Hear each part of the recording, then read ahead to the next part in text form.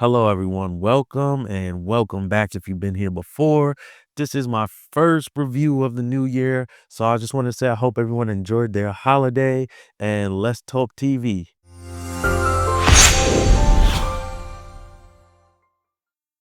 So getting back from my holiday, I get home, I want to rest and just rot in the bed a little bit after a long vacation. Yeah, the vacation after the vacation.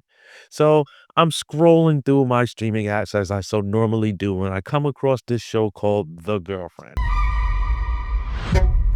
So what do we do now? Do I have to meet the parents?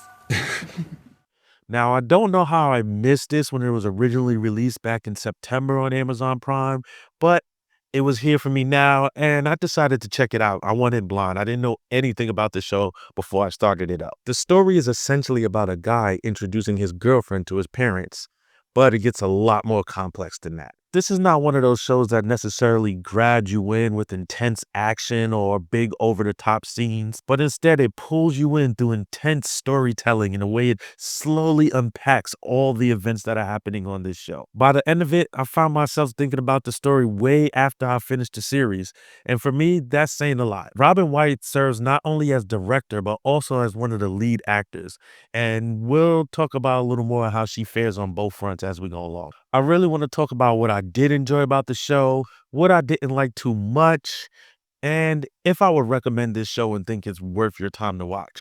Also, there'll be no spoilers in this review, just minor details about things that are going on, so feel free to watch it and then go check out the show. Let's not beat around the bush here. I'm just going to tell you, I really enjoyed the show. The Girlfriend is not a perfect show by any means, but it does a lot of things right, especially when it comes to how the story is told. This is very much a character driven series. It relies heavily on tension, emotion, atmosphere more so than big grand scenes and twists every 2 minutes, but that doesn't mean it's without its crazy, twisty moments. If you like shows that slowly give you bits of information and you got to piece together clues like some weird mystery detective, then this is the show for you. Me personally, one of my favorite genres is like the mystery thrillers, things like Death on the Nile, stuff like that. I love those type of movies. So this was kind of up my alley a little bit. I like doing the detective work. I love it when a show doesn't take you for a fool. They don't insult your intelligence. They give you these things to figure out. They don't just spoon feed you all of the details in your face over and over and over. They actually say, my audience can pay attention. My audience can see things. My audience can understand things. And you are rewarded for doing this. The biggest strength in the girlfriend for me is the story, and not just the story itself, which is pretty interesting and amazing, but the way it's structured and how the story is told. The director uses a lot of backtracking and non-linear storytelling, often showing you different perspectives of different characters in different ways, sometimes jumping even between points in time.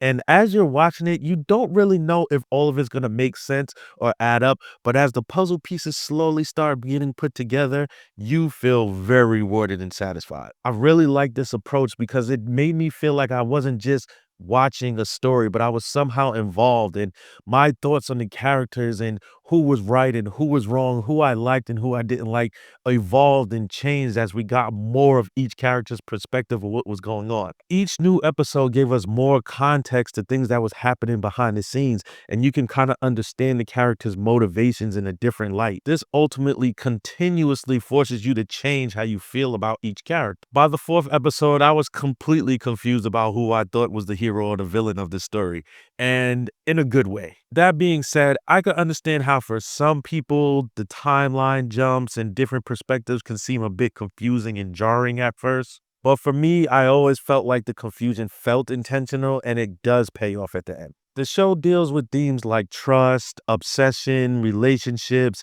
and how all of these things can change depending on the perception of the person. I appreciate how the girlfriend doesn't give you easy answers, and it's not just a morally black and white thing. These characters are complex and complicated, and it gives you a feel of realism, as if these are real people, not just characters written through a story. There's also a constant sense of tension throughout the series. It's like you're always waiting for something crazy to happen, but it may not happen, but you never feel unfulfilled. It's just really good at using those awkward moments and silences to just build up things in the story. In the days of multi-million dollar action films and big blockbusters galore, it's refreshing to have something that slowly draws you in and forces you to think. It's often hard to weave through all the films and series to reach something that challenges your intelligence when you watch it and doesn't just say, hey, this is what it is. Take it for what it is. Sometimes you'll see a moment early on in the series. The show will later come back to it and say, hey, I wasn't done there. There's way more to this. Check out this context. And it completely changes your view on things. This kind of editing is risky because it could come off so bad if not done right. All the backtracking and perspective switching could just be a total mess. But here, I think they do it right, with every scene being purposefully done and almost every scene actually have a meaning to it. I mean, there wasn't a lot of wasted space here. The director really deserves some credit here of knowing when to slow things down and just let those uncomfortable moments settle in. Now let's talk about the acting, because this is where I had a bit of mixed feelings. Overall, the cast does a decent job, and some of the performances really help sell the emotion in the series. However, I wasn't completely sold on Laurie Davidson's character. He's the male lead that plays Daniel in the story. He wasn't bad by any means, don't get me wrong, but he didn't fully convince me in some of the more intense and emotional scenes. There were moments where his acting felt just a little flat to me. I kind of felt like he should have been going through a little more internally, and maybe it wasn't exactly an actor's thing, maybe it was a story thing, but I kind of feel like he could have just gave us a little more to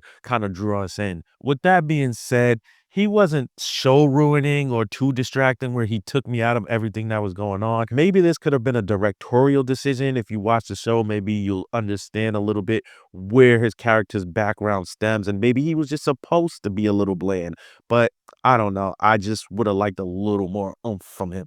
But I can appreciate that none of the characters were completely static, and for a lot of them, we got a lot more out of them as we got a lot more into the series. People you might have sympathized with at some part, you might not sympathize with a few episodes in, and it may flip-flop or change later. And this all ties into the backtracking and the perspective switching that I talked about earlier. Sometimes we just get characters, and once they come on the screen, they are who they are. We can form our opinions, and that's them all the way through.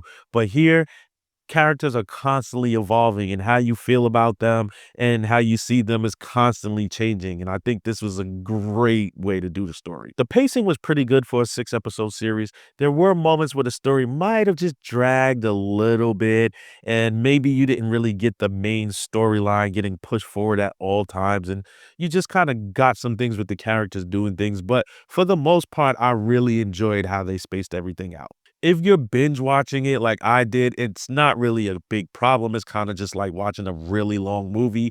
But if you had to watch it week to week, I could see you might have sat in some episodes and be like, well, this was a slow one. So overall, I would say The Girlfriend is a pretty strong and thoughtful series that stands out with its storytelling and the way it weaves everything together. Of course, it's not perfect, and maybe some of the acting could have been turned up a little bit, but it was definitely more than enough to keep me interested and leave me satisfied with what I saw. I thoroughly enjoyed it, and I can applaud a show that takes a stance, has an idea, and follows it all the way through. And for that, I give this show a 8 out of 10. Yes, I really did enjoy this. I know I did because I'm probably going to watch it again. And I'm sure when I do, I'm going to see so many more details because it's just one of those shows that keeps on giving.